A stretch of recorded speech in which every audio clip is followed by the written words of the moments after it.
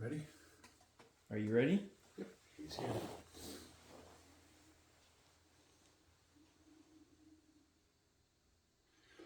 Welcome, brothers and sisters. We continue our conversation. It is good to see you. Thank you. It's good to see you. Before we begin, information as usual for the channel. He was not expecting the last time for our session to go so easy and for information to flow through like it did. He has been concerned that learning to channel a new energy would be difficult because he compares it to the beginning process of learning to hear women of the forest. The difference here is that we are from the same group. So therefore, he is in a sense already used to my energy. He has been being trained to learn to grow to accept it when the time is right and the appropriate time appeared. This was a choice he made before he came in. So therefore, it is not as difficult as he perceived. And so the energy flows a lot more fluid. Before we begin our conversation, allow me the luxury of telling a story. We want to summarize last week's information and to show the use and the validity and the limitations of using a parable. So we shall tell a story to you, and this shall be called the parable of the air conditioner, and how that relates to last week's lesson. For those in a listening viewing, home viewing audience that does not know, this couple has been having an issue with their air conditioning. It began by most things, as they do in the physical life, of ignoring a problem and believing it will go away and is not as bad as it seems. And the problem grew. The problem was the pipe to the air conditioner becoming blocked or partially blocked, so that the flow and the vacuum did not create as necessary to suck the water out. The water began to insaturating the platform, and the platform eventually warped, and the air conditioner started falling. This became a major concern when enough of it began happening on a daily basis that it became physically impossible to ignore it any longer. Let us repeat. Physically impossible to ignore the problem any longer. That's when it became forefront in his mind to deal with and to try to solve. And so he put his mind into practice. He has no experience with air conditioning, no understanding of what is inside of a base of an air conditioner. He looked up terms to try to see what would be inside and what would be expected, but he didn't even have the knowledge to search for the correct term. And so the information that was coming back from searches was about everything else but what he wanted to know. And so the channel then proceeded to try to figure it out. He put his mental thought into bear. And he only had a peephole to work with. What he could see when he took the filter out in that quarter-inch space of the world that lied within the air conditioning duct. And he based solving the problem on what he saw. Now notice the connection with what we said to last week's lesson. Perception. All he had to go through and to focus his mental sharpness was a peephole. And from this, he gleaned the best bet of what was inside that new universe, inside the base of the air conditioner, and set forth a solution to the problem. And a brilliant one it was. He developed a whole system to support the air conditioner to lift it back into place. He developed rods that were cut a certain length to ensure, since the wood was warped, it was no longer guaranteed that the water would flow towards the pipe. So he cut them at particular lengths to be able to angle the air conditioner when it went back up into place naturally to create that flow. He then created a base for the base so that the flow of air would be unrestricted, so that it could flow its natural tendency without having to go around for the bottom of the base, open sides, with steel rods being thin as possible to support that weight. So again, the least amount of restriction. Quite brilliant. But then he began the task of opening up the base to apply the solution. And when he finally popped open the section to see the world within, he realized what he had been seeing and perceiving the entire time was only a limited form. What he was actually looking into was the air conditioning duct itself. Underneath this was a whole new world of possibilities. So what he had created cannot go into physical space to lift up the air conditioning, because what was actually in its place was an air conditioning duct, which is the only thing he viewed through the peephole. And he based his entire resolution to the problem based on what he could see.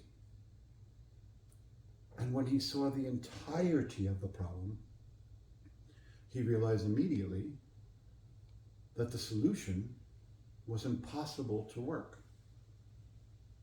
So he realized all of that work had been pointless. Everything he thought up to that point was wrong, and that he could not solve the problem. This created several issues. Our son became panic-stricken that something was about to occur that he could not control, that he thought he could. Part of the endeavor of working with the intelligence was take control of the problem so that the household could have control of not only what happened, but when they wanted it to happen. A new air conditioner was always in play, regardless if anything was going to be wrong. As the saying goes, it was about that time. And so it wouldn't have needed replacing. But the issue was, he wasn't in control of when. And he felt he had failed the household because this occurring due to his ignorance of the original problem, and now everything accumulating to money having to be spent when it wasn't expected.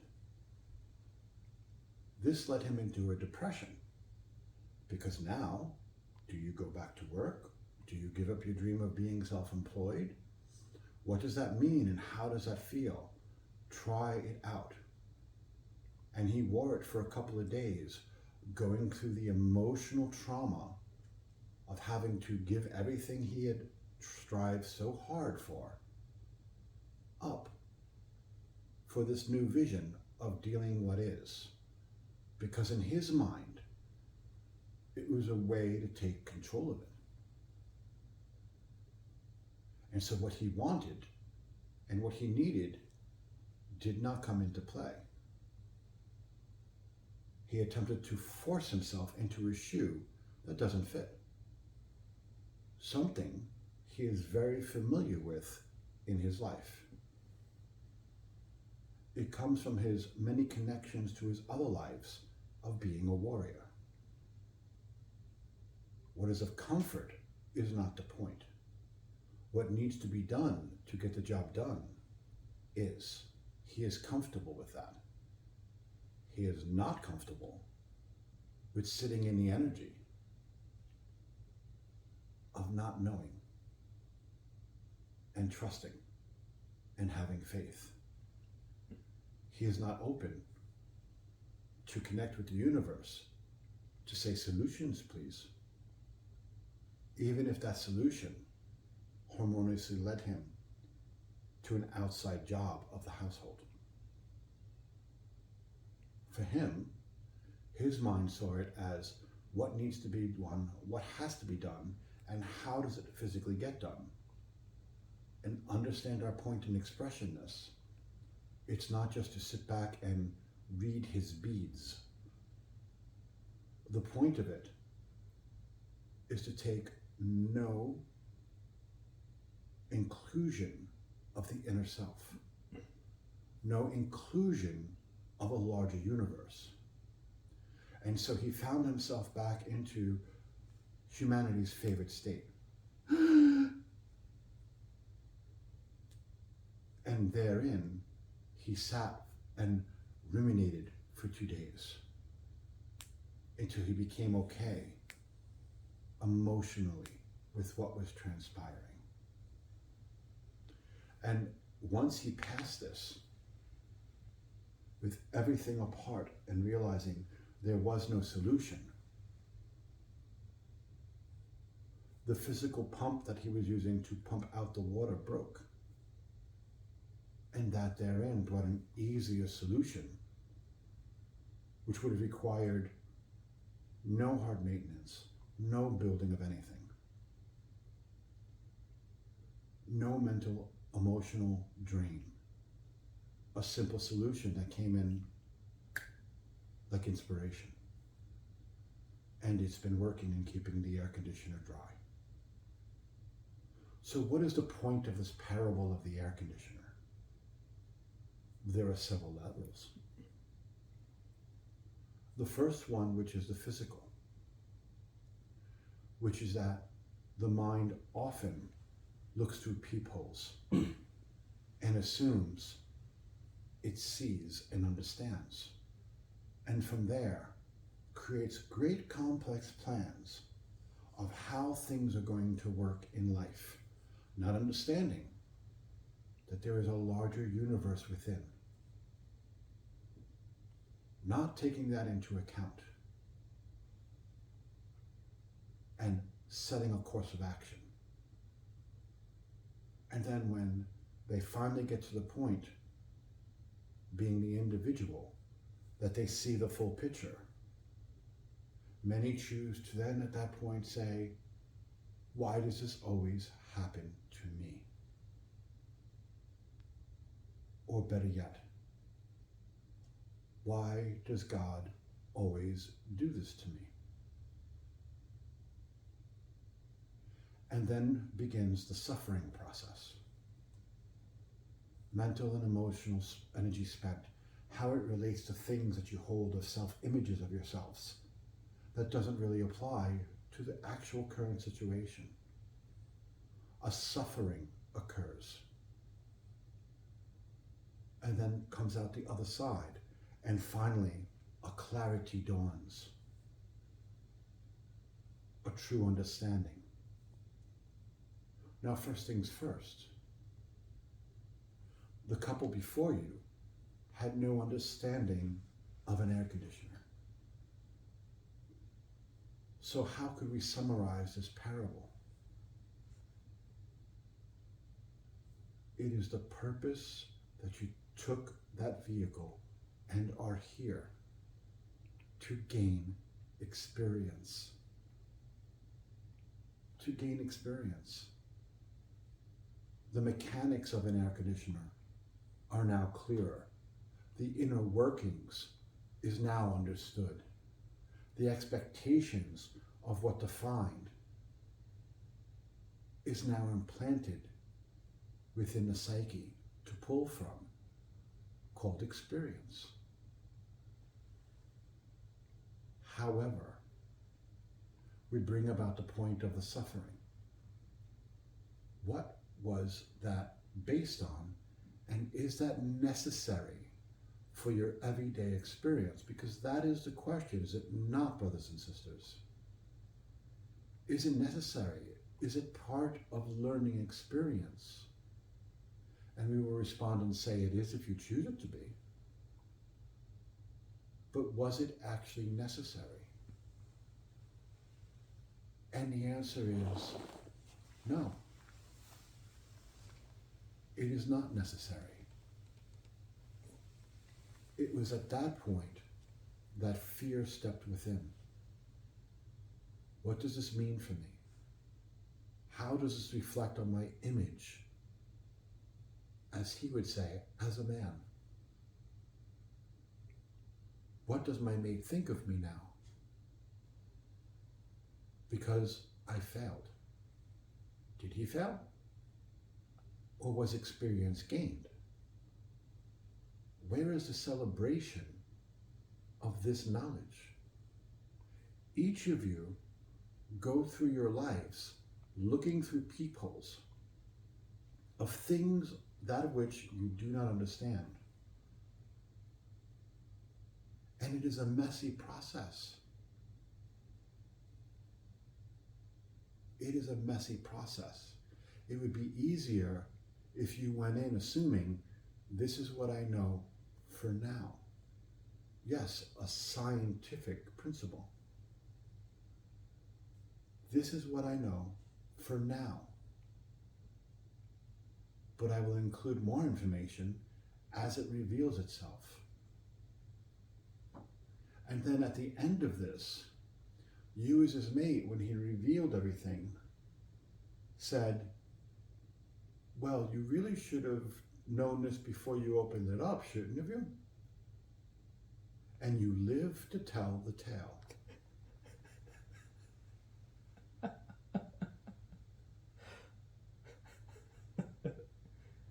You lived to tell the tale. And even in this, it reflects not an ignorance on your part of the work that was involved, the process, but an ignorance of your own mind and the purpose and the process in which it works. You also told him very nice things about letting it go. You did not know. But we would want to focus on the first reaction. Why was that said in that tone? And the answer is simple. It's not a personal issue. It's a group mind issue of all of you that manifest here. If an athlete that trained, say, for the Olympics, runs, and in the middle of sprinting, which is their field, they trip and they fall, flat on their face. It is not the first reaction of sympathy. The first reaction is judgment.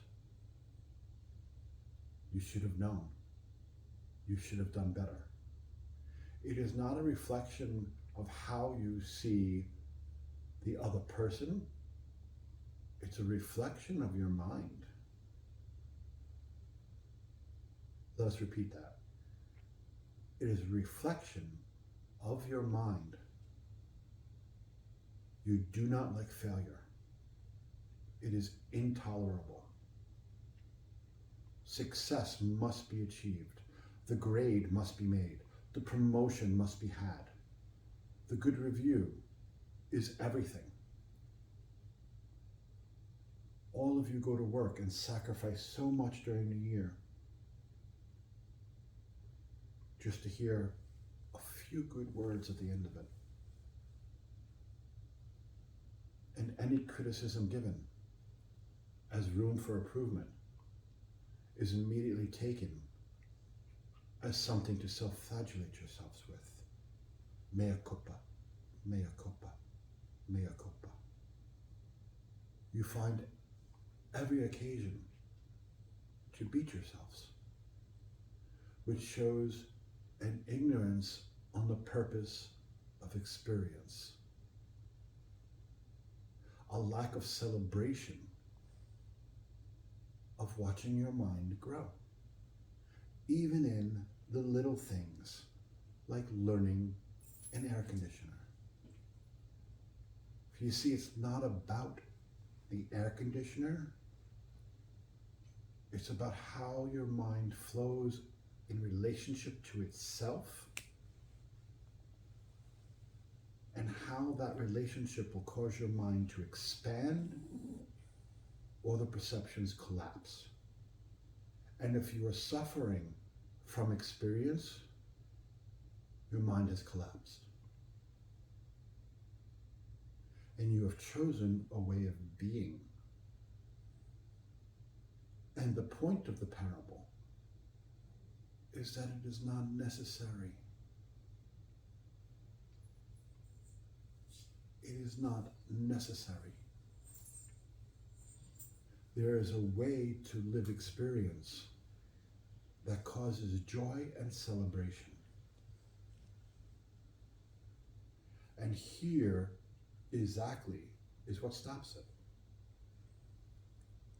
You would experience joy and celebration in the marvel, the gift that God created that is within you right now.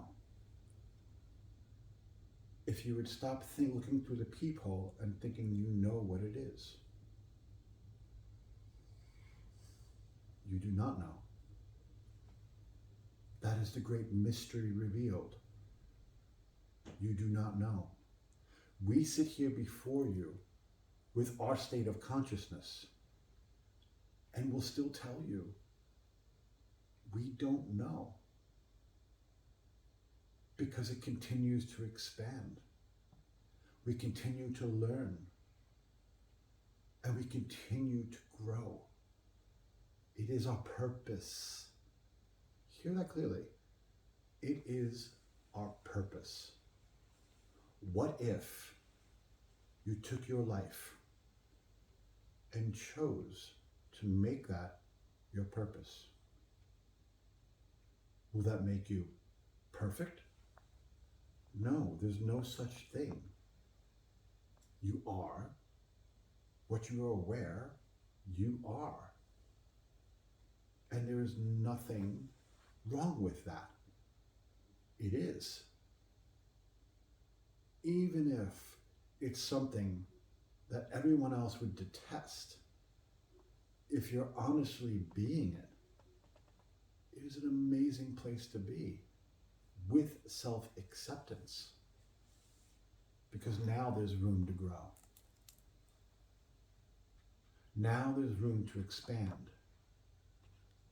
And understand, it's not a divine plan. There are no expectations.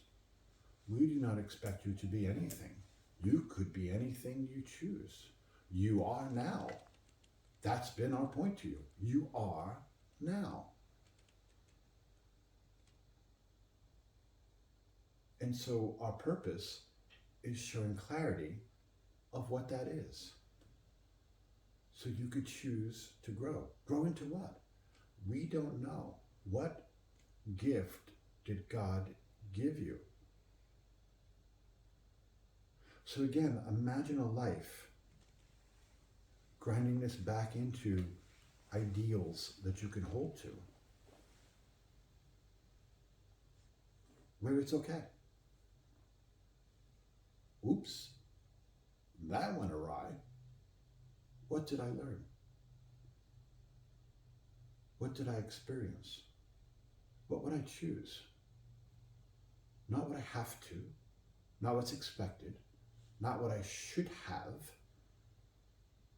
All of these terms is again working with the illusion of a present, future, and past. You are now.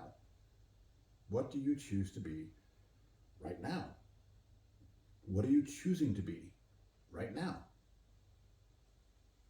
No observation on this point. That is what you choose to hide from yourself and others, because you do not want them to see that.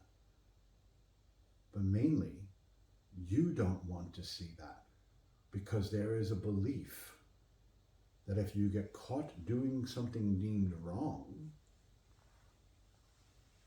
then shame and guilt should be applied. If not by you, then by others. And you will tell us, but we have that experience in life where we have done something wrong and receive shame and guilt from others. And we will say, only because you chose to perceive it, only because you believed it was actually real. It was nothing more than a reflection of their mind and what they believe it to be. It was when you paid attention to it that you took it on and owned it as your own. But they did not sit there stroking the fire to get it to maximum blaze, to get reaction in life. It was your hand on the billows.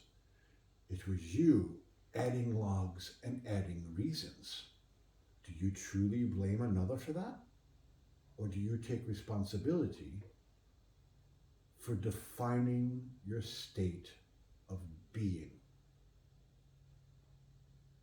And what did that waste of energy give you? We will tell you.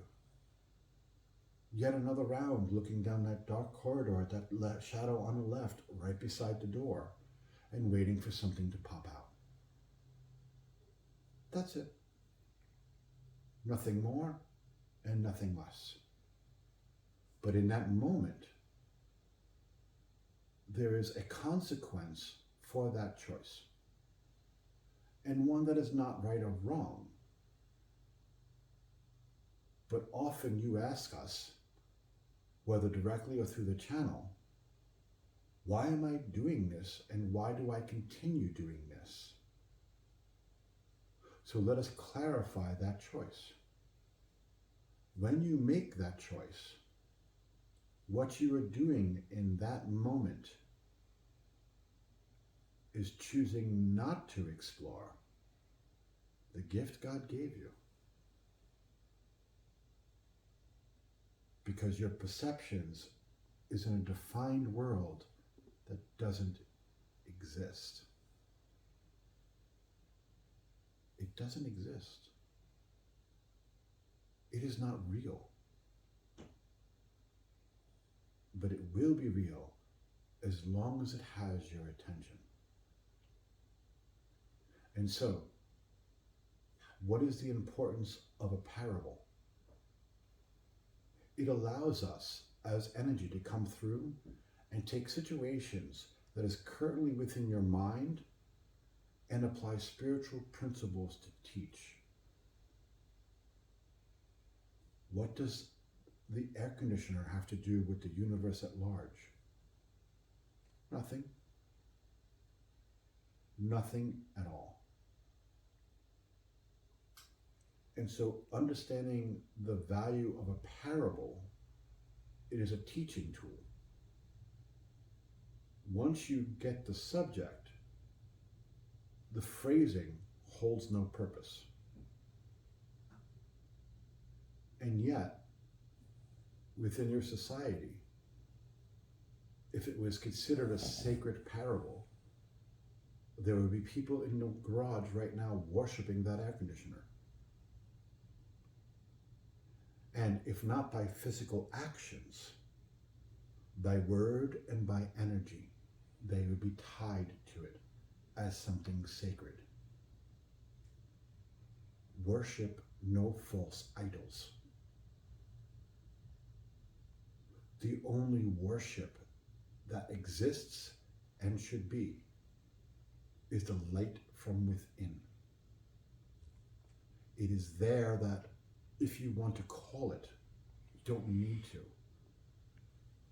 But it is there that God exists. And it is there communion occurs.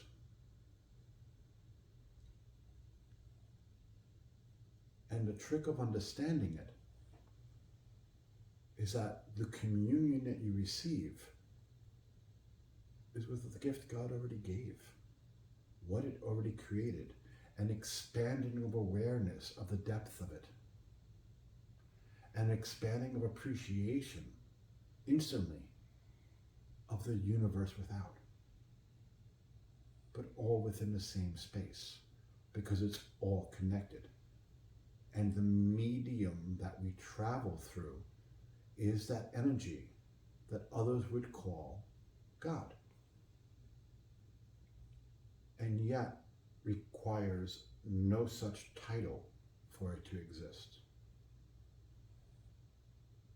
It is in that communion that you become filled, that you understand, that the illusions begin to drop, because you spend less attention of at the end of the hallway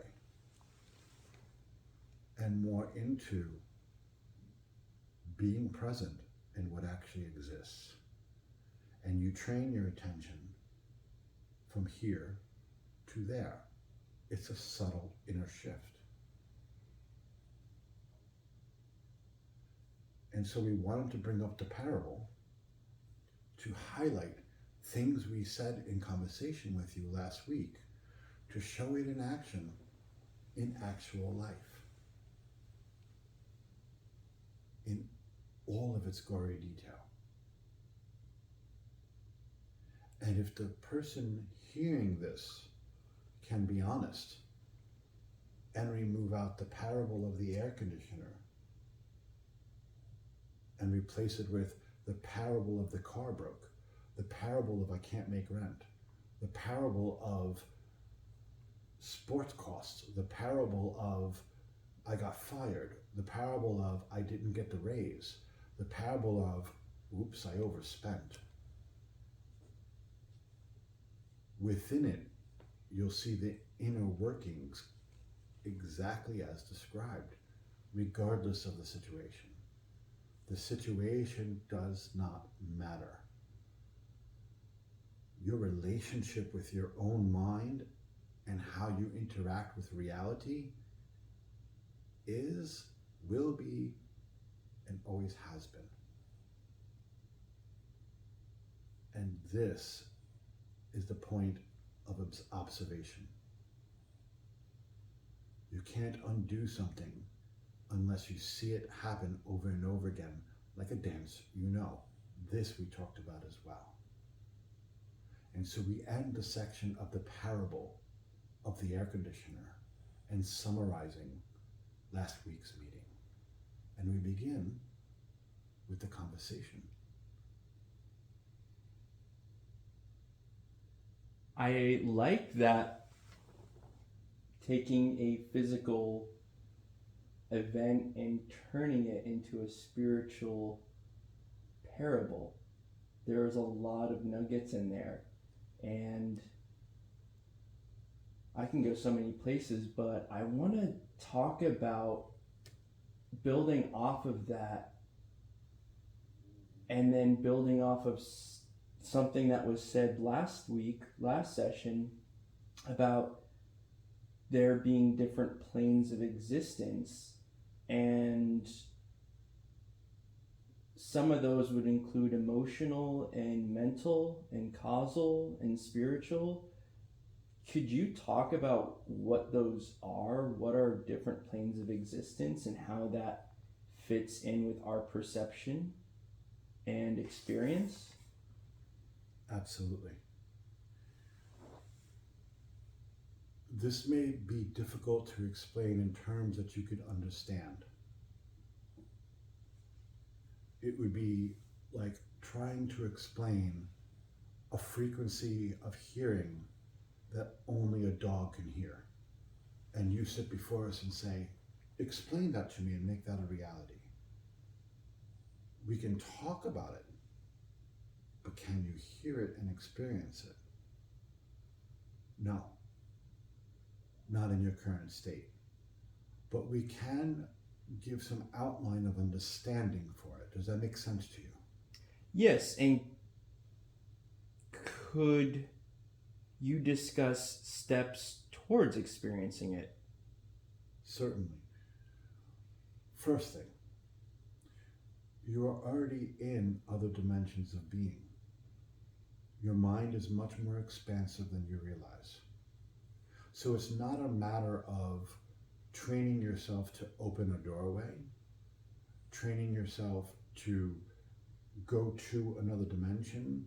It's not a matter of astral travel, though there are parts of this that with training and the right intent of doing so would help you shatter the illusion that you've been taught about the limitations of your mind. But the trick to begin, to start, is exactly what we've been saying, which is to expand your mind. And the first thing is to be able to experience it on a broader level. That being said, we don't want to dive down into that because we've already gave instruction with that. Let's talk about different dimensions of being. First thing is that space doesn't work in the way that you perceive it. All of it is occurring right now and here because all of it was within the mind of God. Now, we use the term God because after so much experience, we have learned that there's an intelligence in the way things work out that you can't call coincidence. In the way that energy returns in such an intelligent manner, the right timing, the right pitch, the right frequency, with an ironic sense of humor, you would call it, a loving sense, that there's no way for us to look at it and not call it intelligent. But that is our experience. If you have issues with the energy of God or don't believe in it, it is not necessary. Let's set that foundation. We are not here to proselytize and get you to believe in God. So while we use that word, take it from our standpoint of our belief and not necessarily what we are teaching. We will say that if you observe it for yourself, you'll draw your own conclusions. And like us, you'll say, we may not ever truly understand it completely. Is that even possible? Because we haven't reached the limits of understanding ourselves. And since the two are connected, how can one finish learning? Creativity is much too creative for that. So, into the idea of dimensions. They're all within the same space. We have said before, but because this is new information for others, we will repeat. Within the realm of dimensions, they pass through each other. So for example, if you're passing through a energy that you would call a higher vibration, more advanced, those are horrible words to use. So let's just say more conscious, with no dictation of better or worse. An energy or dimension that is more conscious of itself and the universe around it. And it's passing through yours. It would raise the vibration of yours because energy interacts. Scientists have forever looked at dimensions as a thin-veiled wall that they must poke through to get through the other dimension. This is false.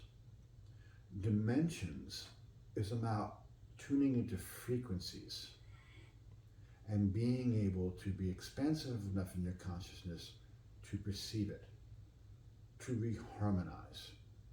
Let us put it in a simple way of understanding. Music. We're going to do a C sharp, and we're going to sing it. And there are three of us singing that note. C sharp is a dimension because it's very different than an F sharp, is it not? Mm-hmm. It has its own vibrational frequency and pitch. And so the vocal cords has a talent, if trained, to be able to harmonize that frequency and sing it. Where does that information come from? You can write it down in words, but does that create the experience of it? No. So how do they know to create a C sharp versus an F sharp? They experience the sound and go from there. Correct. Do you need a break? My sinuses are killing me, so I just need to take some pills. I apologize for that. I feel like my head's gonna explode. Oh, the joys of the physical body. Part of what you are dealing with there is an air quality issue. And the impetus to get the air conditioner fixed is upon you. If you have not noticed, do you feel the same way when you go out to study at the coffee shop? Nope. But does it act up immediately when you come home? I feel like I had a hangover this morning, yeah.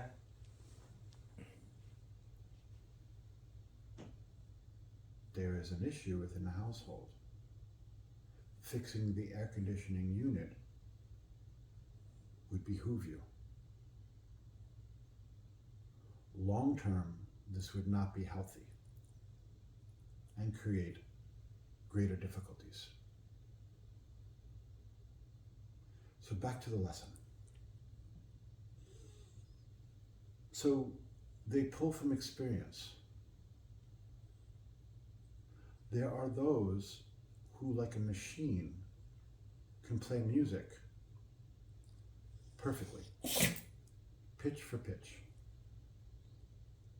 They know how much pressure, they know where to send it, they know where to bounce it, they know how to stand, and they can do it perfectly from memory. But in music, there's experience that goes beyond. So say, for example, you have three people singing from memory a C sharp, and they hit that note. And it is perfect. Perfect pitch, perfect sound, perfect harmonizing. But does it move you as a being? You can have an orchestra where everyone is the best of the best of the best, and they play your favorite piece flawlessly. But did it grab your insides, throw it on the floor, and stomp on it with each exquisite note? What's the difference? Why does one trigger the reaction where you're experiencing the music and don't know where your body is? And another can be perfectly flawless and appreciated, but not the same experience. It's a matter for the musician on where it comes from. There is no experience like hearing three singers sing a C sharp in harmony that you lose track of your body and sense of self. Do you understand what we mean? 100%. Okay.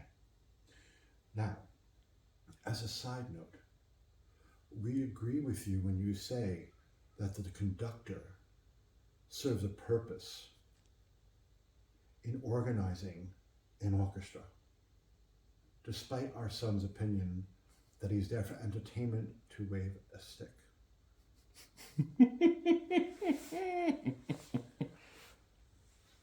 Our son is capable of moving great energy, contacting higher realms. And yet, because of his upbringing, he can be a bit uncouth in some opinions. As the expression would say, we look forward with bated breath to his experience of his first ballet next week and what his perceptions will bring from that. So, the difference between the two and why one moves you and the other one can be physically appreciated is the musician's connection to something higher and what they're bringing through. And not all musicians can do it all the time. There are musicians that if they can play a piece and count that experience on one hand throughout their life, that they've had that moment of playing and didn't exist, they count themselves a very blessed musician. Is this not true? Very much, and I can speak for myself, there are times playing music poorly or hearing singers and bands that sound dirty. They don't harmonize completely crystal clear like a professional orchestra, yet they move me and others in ways that pitch perfect singers don't, because there is it vibrates with something within and it moves you. So it's not necessarily the technicality of it, but it's the way that it is expressed and channeled when the musicians are in it and are in a flow and they don't exist. It seeps into the crowd or the audience. Correct. And you used the fascinating term channeled. A point that we want to make to our larger viewing audience, which is that channeling is nothing about channeling us. Channeling is about channeling that larger sense of universal energy. It could be in painting, it could be in writing, it could be making a meal. You do it all the time, and you demean the gift in your everyday jobs as nothing special. You block the creative flow from coming through. Every job is a means of servicing each other, and yet you take no pride. You take no pride in doing the job. You take no pride in those doing the job, whether it's for you in a business sense or for you from a customer service sense. You don't give back appreciation. And with enough time and effort, you find your society in where it is now. You go to work, you resent the drive, you resent being there, your boss resents you, the customers you serve resent you, you resent the customers, and it doesn't matter what field it is within. And it creates a toxicity of resentment until the end result occurs, which is everybody hates everybody. And there's no place to go without being inundated with this sense of hatred. Hating the world, hating existence, hating you because you breathe, hating you because you're before me. And everyone takes the idea that to serve you is beneath me. The money is not worth it. The task is not worth it. The person before me is not worth it. And you sit there and say, you're not getting the money you deserve because you're not worth it. The service you offer is not worth it. And what you do is not worth it. How does this energy we are explaining make you feel?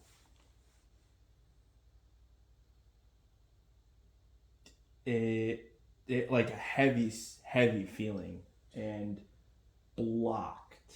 And this is the state of simply going to the store for a loaf of bread. Which I'll be doing shortly.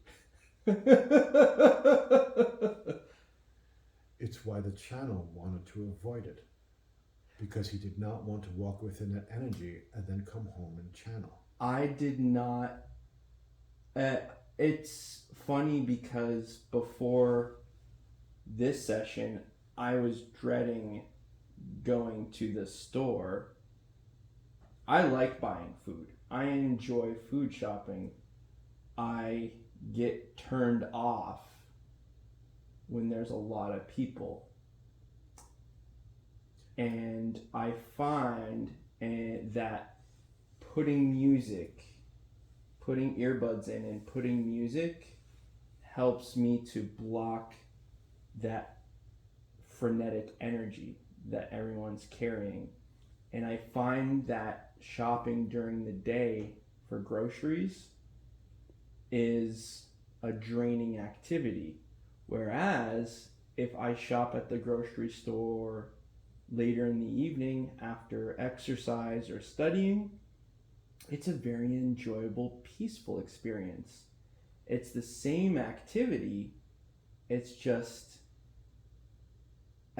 a mix of the energy, the frenetic energy of people around me, and the dread that I set before going there.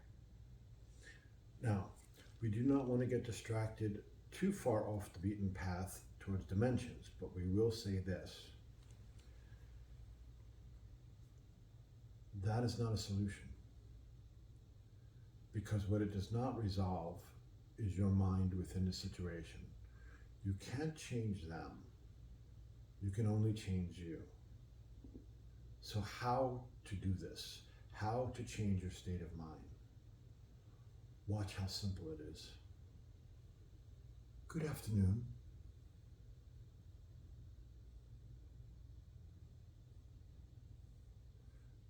Thank you for begging now.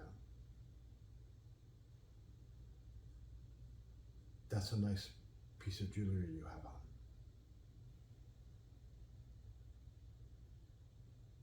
Now, where are they and what are they doing?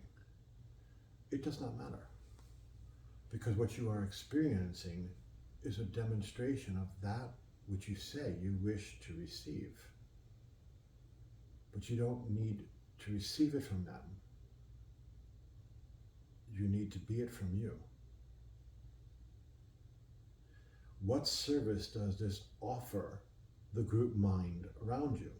And understand when we say group mind, we're talking about the collective consciousness of humanity, your dimension, if you will. You look at it as physical for people on Earth. It is not. It is a collection of minds manifesting through bodies here on Earth. And if you pass and leave it, you get pulled back into it because it's what you know, it's what you're fascinated by. Again, we will state, everyone loves looking down that dark hallway to the shadow on the left. Do you think if you get rid of your body that that love for drama will change and disappear? No, it won't. It doesn't require a body to have it. It's not about your vehicle, it's about your mind. So the only thing you can change within the situation is your vantage point of your mind. The gift that you give your brothers and sisters is a demonstration of something different. It's funny in your society how many times that when one person steps forward and says the obvious, what everyone else is thinking and feeling. But the difference is they're expressing it in a way as a truth, not from a standpoint I consider or I think. How many fall out of the closet and start a movement about that idea? Are they starting a movement, or are they affirming finally what they've always thought and felt? So when you demonstrate these principles, you give them a moment to be shocked, to realize the world is not that bad, and to hopefully, their choice, take a moment to take off that horrible mask that they choose to wear, smile back and say, "Good afternoon." Your society has looked at commonplace pleasantries as something simple-minded. They're there for a reason. It's as simple as you're driving in front of a supermarket and people are trying to cross back and forth. Do you stop or do you speed up to force your way through? Depends on my mood. An honest answer. It depends on your mood. And what does your mood depend on? What you're choosing to perceive. And based on those choices is the state of being that follows. But what are you demonstrating to your brothers and sisters? That in that moment, they are not important. Mm-hmm. And that if they were going to go ahead and get what they need, they must be aggressive. And so people look at people that purposely push their cart out into traffic to walk with that look, "Go on, hit me." And people driving hate them. What's wrong with them? You taught them that. You demonstrated that as the only safe option. And then as a society, you step back and say, why is it getting more insane? Because it takes more insanity to apply solutions to insanity. So stop the insanity. And that's a personal choice. So let us table that and go back to dimensions, because we did drift. We apologize. Don't apologize. I think it's a very nice nuggets, and I can see the application in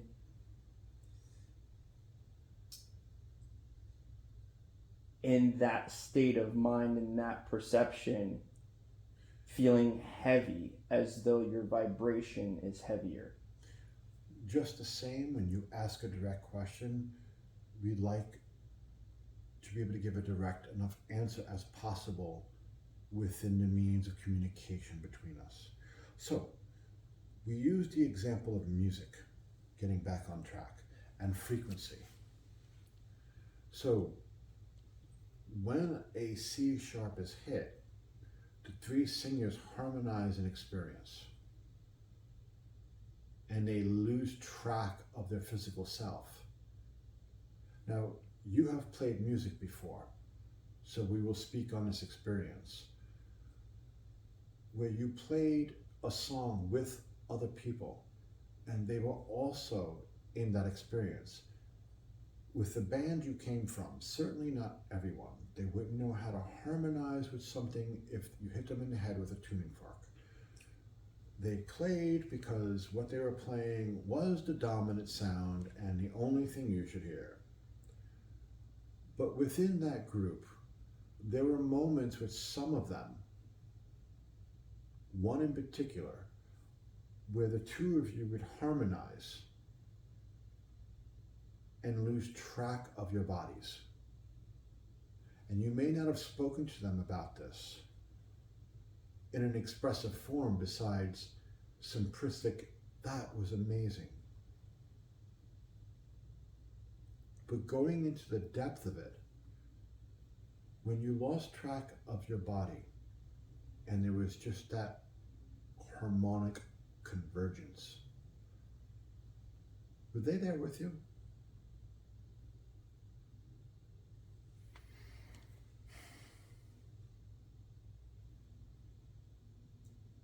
There was no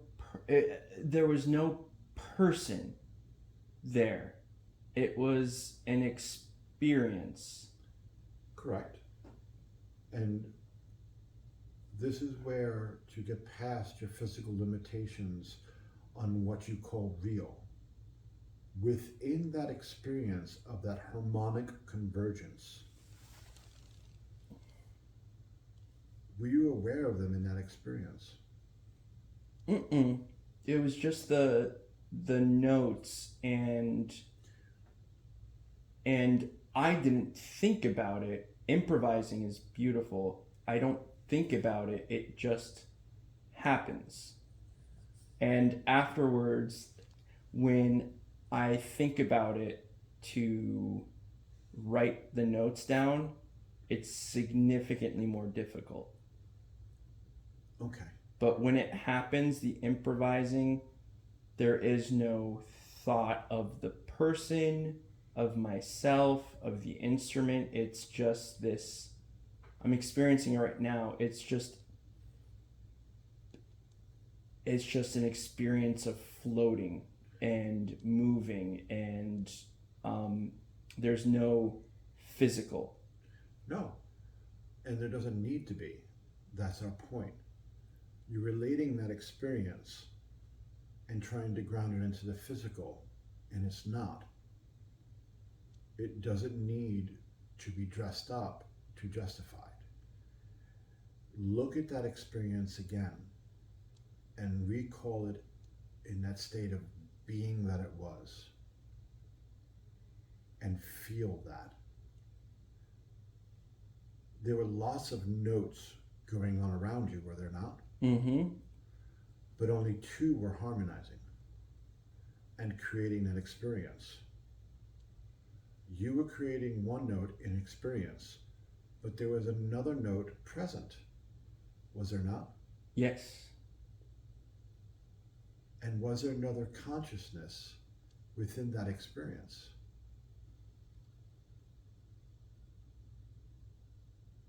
So it's kind of like this. You're on stage and you're playing, and it happens. And during that time period from your peripheral self that you can't see because it stops here, but you can feel them and know where they are while they're playing and almost see what they're doing, but you're not actually looking.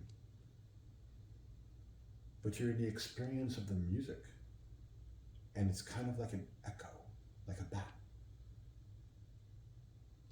It gives information, one playing off the other. We would say, look at that experience again and see the larger state of consciousness that was achieved, because she was present. She was within the experience with you. And the difference is you're trying to perceive it from the state of me and her, and there was no such separation. Yeah, no, there isn't. It's like flowing on water. Exactly, it was. It was the mind, just a potential of it, being released within that experience. But she was present because that's what created the experience between the two of you. Because she was experiencing it the same time you were, which is why, like little schoolgirls, afterwards you caught up and said, that was so cool. Oh my God. Exactly. You didn't need to explain it to her to bring her there. Mm-mm. She came to you with it while you rushed to her. It was a feeling right afterwards of like getting off an amazing roller coaster ride where you just connect and you catch your breath And when you catch your breath, it's like you're grounded again. Correct. That's coming back into the body and the experience leaving you. But its effect on all of your energy centers being open at once, you could still feel that vibration ringing around in you. So our point to you is that that experience would be a different dimension. Mm-hmm. Because the two of you existed within that experience 100% connected, and both experiencing that connection through that experience of a note, several notes actually, but each of you harmonizing while, as you say, just winging it, and yet them perfectly counterplaying against each other to play a harmony that was not planned, was not perceived, but was given birth in creativity. It did not require the brain. It did not require the emotion. It did not require writing it down in music sheets. But yet, it flowed through all of those things. And that's why I prefer improvised comedy, improv comedy over stand-up. It's because as an audience member, I can be in that flow between the comedians just making things up on the spot. And it comes off as though they've rehearsed it for hours on end. And it's very nice as an audience member to be pulled into that experience. There's something rewarding about creating on the spot. And an improvised, truly gifted improvised comedian is as rare as a musician that can do the same thing. Because you're grounded and can't comprehend how to let your mind expand to go to that state of existence and allow it to come through. If your society were to change what they think of themselves and the universe around it, that would actually be commonplace.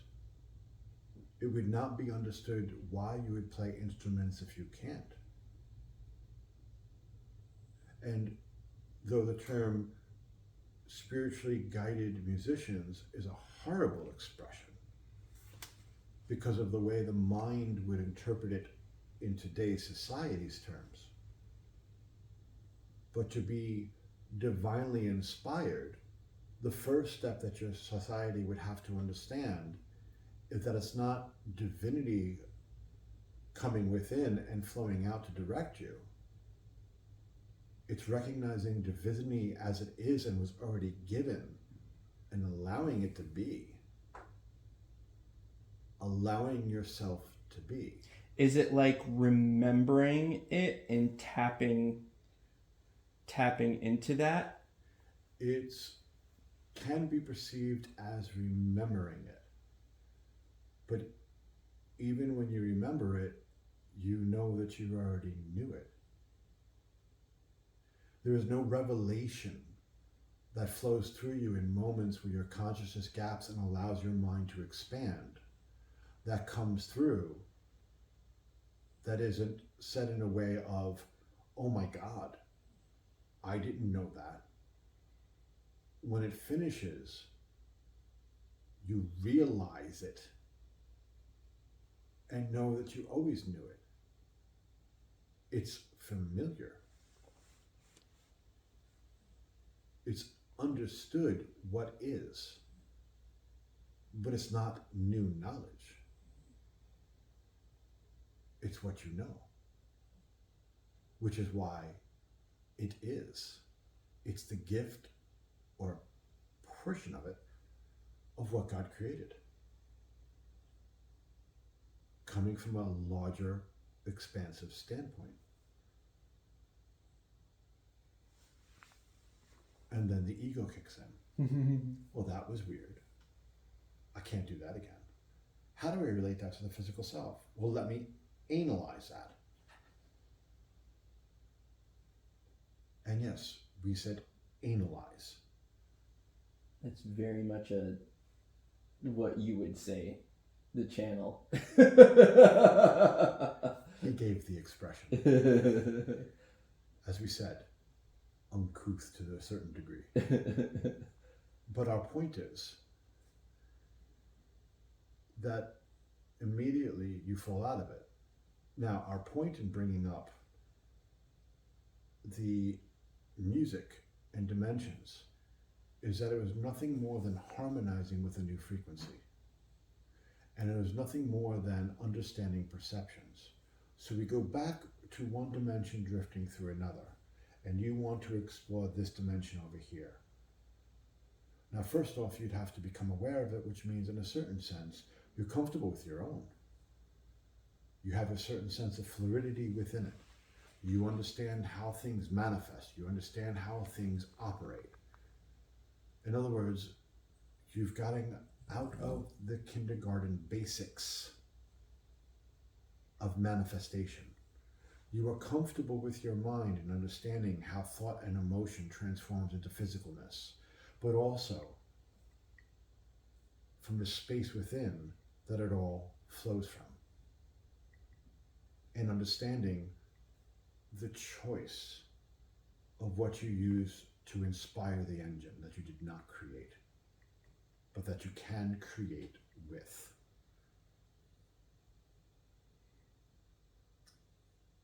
You did not create creativity, creation, but you certainly can create with it, and you can make beautiful creations. And the truth of the matter is, you already are. The difficulty is, you're not taking conscious responsibility for it. You blame it on outside factors and forces. And because the deductions are justified, and we bring up the word insanity again, our blessings to you. Thank you. Because of the fact that you justify it in a way that makes you feel comfortable enough to believe it and dismiss the other energy, the other state of being. Many times, when you look at that justification, it takes insanity to make it work. It's insane. It does not add up. It does not compute. The math does not equal from one side to the other. And then it's too much for me to figure out. We love that one. It's too much for me to figure out. And so I just accept what I can accept and let the rest go. The only thing you are letting go is knowledge of your own mind and how you create. It's not about the world. It's not about other people's beliefs. It's not about what did happen, what's going to happen.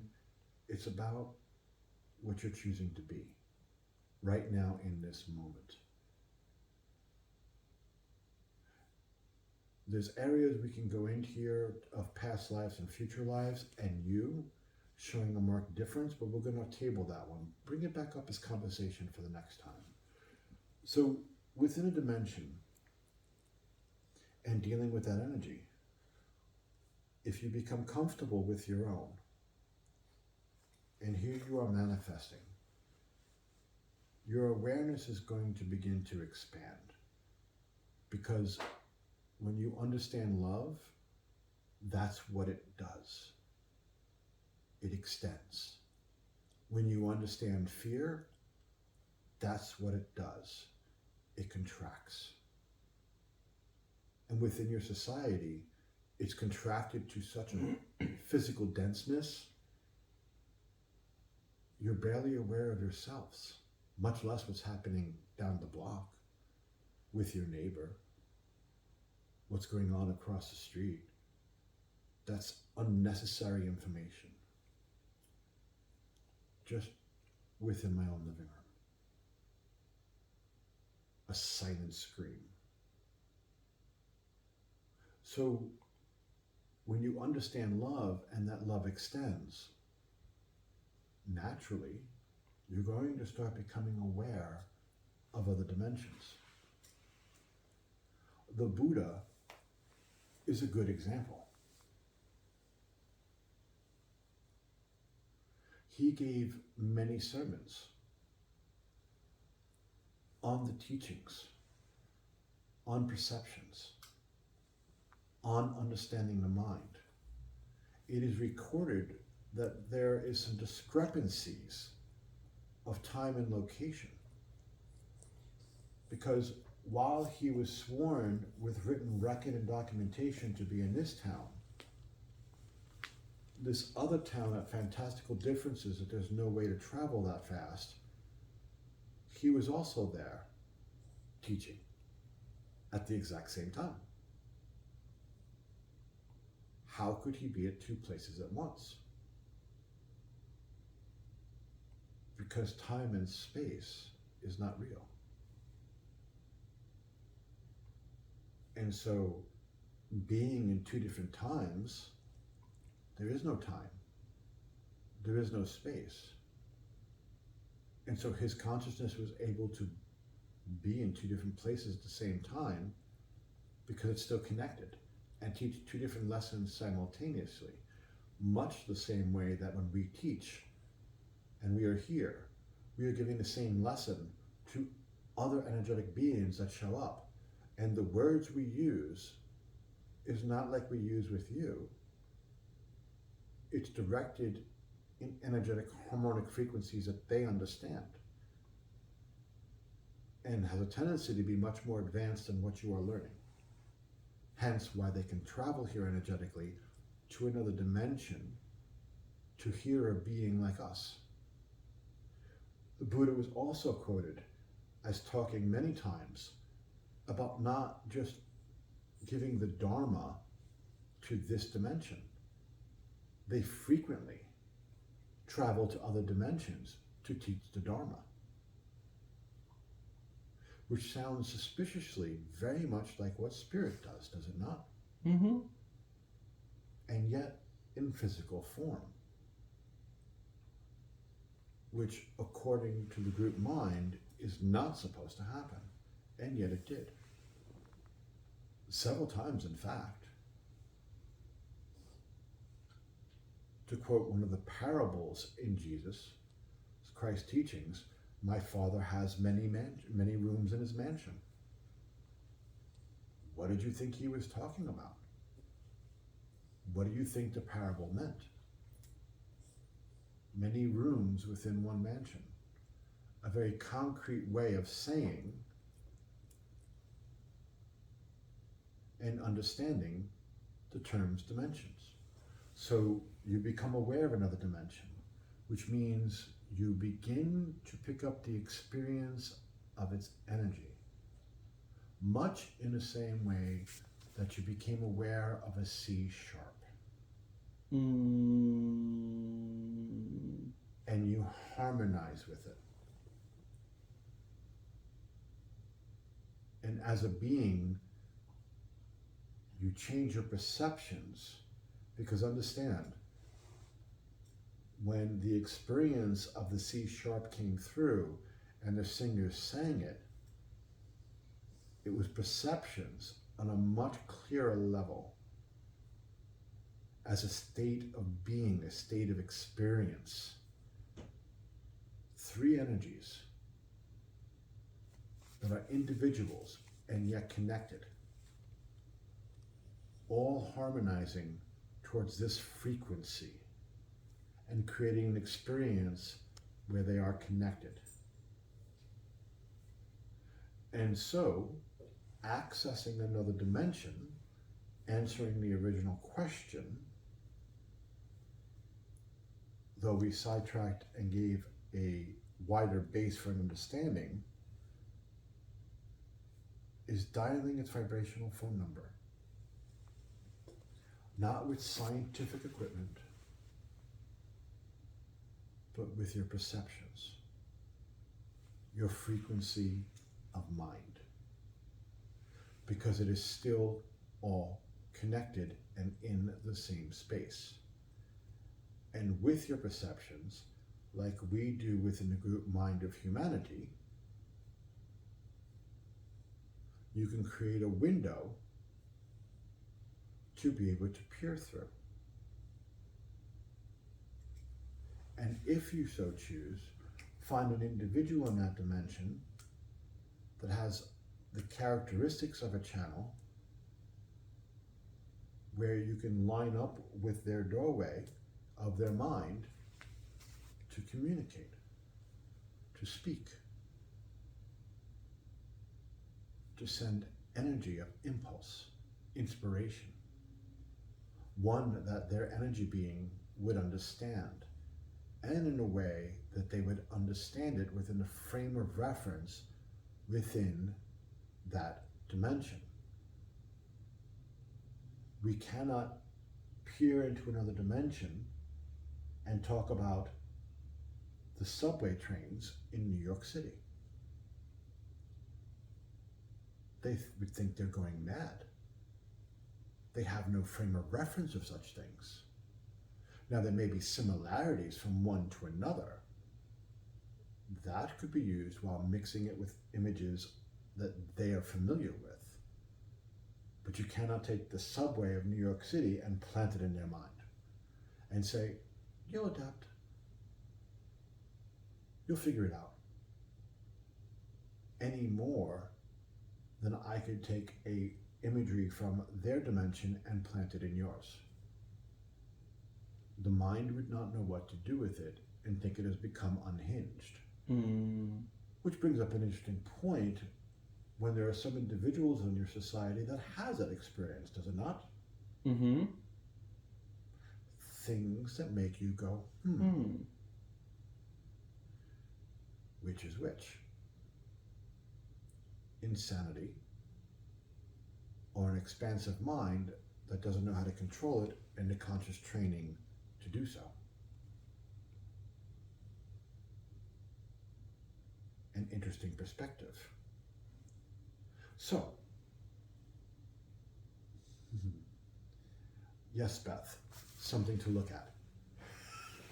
So, when we go into this idea of dimensions, it's a matter of frequency. And there are ones that are too subtle at this point in time of awareness to begin to tap into. There are ones that we do not understand because we do not have the frame of reference of experience to tap into it. So the first thing of understanding about spirit is get past the idea that we come in knowing it all. We do not. It is a discovery of ourselves and the energy we call God, not the knowledge of it. And there should be no being that stands before you that ever states that they do. You should run. Cue in the music. No one knows the entirety of what was created, which is why it's called the Great Mystery. And the mystery is you. The mystery is you. God is not a mystery, but you are. What gift did God give, and what are its limitations? But before you can answer that question, we come back to preschool. And we say it in that way for a particular reason, and then we're going to break because you have to go to the bathroom. So we say it that way for a reason. We say it that way because so much of the information that has been given to humanity has been in such a gentle way. So gentle. because we need to stroke your ego. You're doing spiritually great. You're doing well. You're advancing as fast as you could. And all of those are truths. And then comes information to you that says, well, you're advancing as fast as you should. You're handling the lessons that is before humanity in a beautiful way. And as a group, we want to take all of that and just go, now what do you see? Do not allow others to limit you what your growth is and the level of understanding you can achieve. Only you get to decide it. If you wish to liberate right now in this instant, that potential is before you. But do you really want to? And now we get to the second part we wish to teach. There's nothing wrong with saying no. You're not done playing with the toys. Own that. Enjoy playing with the toys. Accept that. You shouldn't have to play with your toys in secret. And especially, the point of that statement is from your own mind. Why are you hiding from yourself? Have no shame. Enjoy what you enjoy. And be real. Don't worry if that meets the spiritual understanding of the divine realms. It's none of their business. It's not our son's business. It's not your business. It's not your business. The only business you have is what is your state of mind and what do you choose to be? And you can't begin truly appreciating learning and the gift God gave you until you come into some type of acceptance of who you are, quirks and all. We joked earlier and said that we wait with bated breath to see our son's mind and its interpretation of a ballet because of his tendency to be so uncouth. We don't say that in judgment. We say that in appreciation. We find great humor in the way his mind works. I find it charming. On the one hand, he could bring through information and help a soul at just the right moment of demonstrating to change that course forever.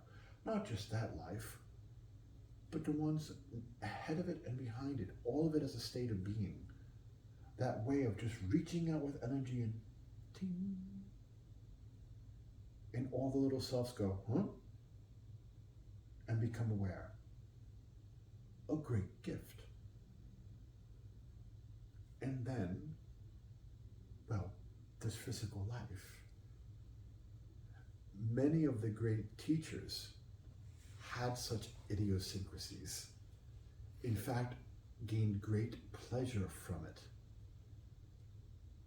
There is truth behind the expression that God chooses the black sheep for a reason. And the truth of the matter is, people assume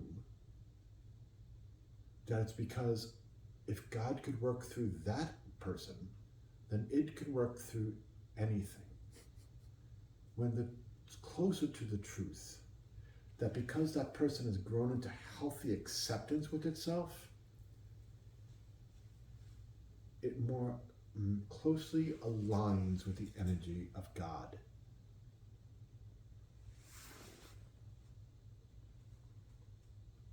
It is more like it.